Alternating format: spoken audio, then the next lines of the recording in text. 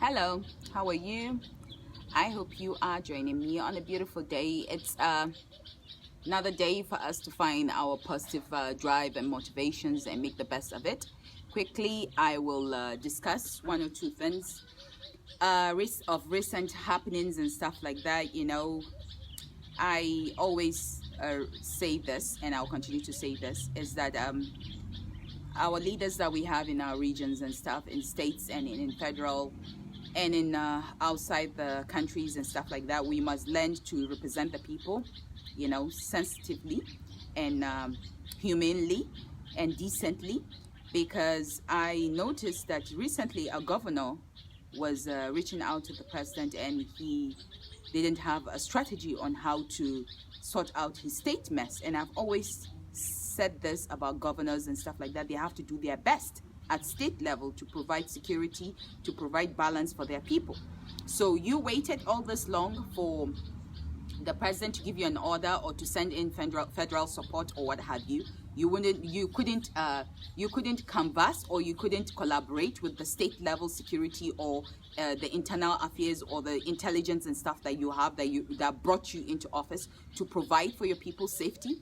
So we have always advocate this silent mess that we have, that we need to find a way to tackle these issues so that we will find this harmonious growth that we've been long due for. Potential.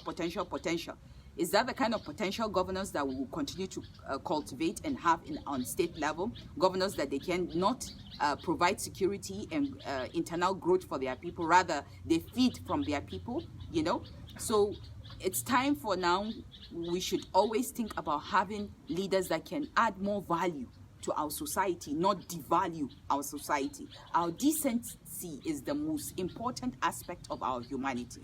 We must learn to find ways to uplift our decency. It's very, very important. Shame on those governors that couldn't provide security for their people. Shame on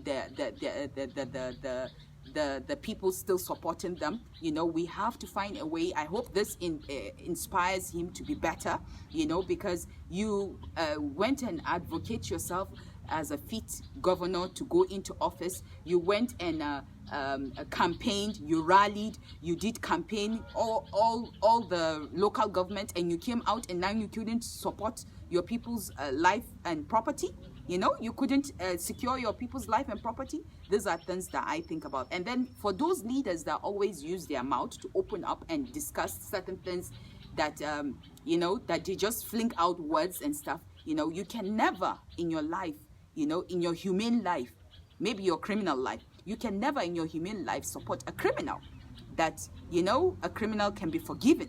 It doesn't make sense. A criminal is a criminal. That's the Constitution. If, a criminal has a choice to be good or to be bad, that's why you are either a good citizen or a criminal. You can be, as a leader, go and be supporting a criminal, In any other religion, in any other laws, it's forbidden. You've crossed the line, then it means you have criminal intent. And for the people trying to sugarcoat and to guide and whatever and stuff like that, I hope that leader has learned his own lesson, because we live in a society now, the generations are so eager, the youth are so eager to go into crime because of lack of unemployment, poverty.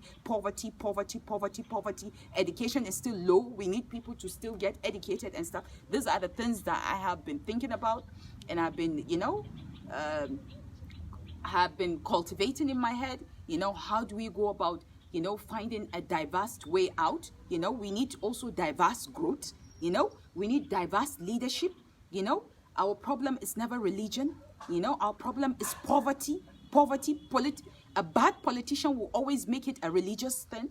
A bad follower will always make it a religious thing. It's never a religious thing. It's poverty. When you have food on the table, you don't care about who does this and who does that. So that's about it. So you have a blessed day.